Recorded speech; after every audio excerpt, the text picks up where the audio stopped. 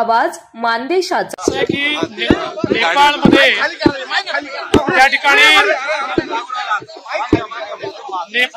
जी दुर्घटना झालेली आहे त्याच्यामध्ये आपल्या जळगाव जिल्ह्यातले लोक आहेत।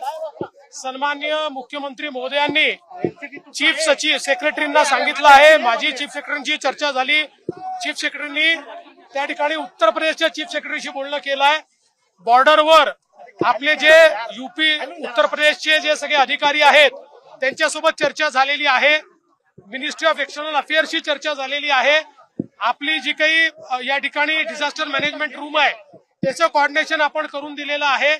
त्यामुळे सर्व प्रकारे त्या ठिकाणी जी काही मदत आहे ती मदत देण्याचा प्रयत्न आपला आहे आणि उत्तर प्रदेश सरकारच्या मदतीनं ज्या काही त्या ठिकाणी बॉडीज आहेत त्या आपल्याला महाराष्ट्रात आणण्याचा आम्ही प्रयत्न सुरू केलेला आहे। लाडकी बहीण योजनेसाठी ज्या गर्दी होतीये, महिला काही ठिकाणी बेशुद्ध झाल्या आहेत नंदुरबारमध्ये, आपल्याकडनं काय सूचना आहेत का?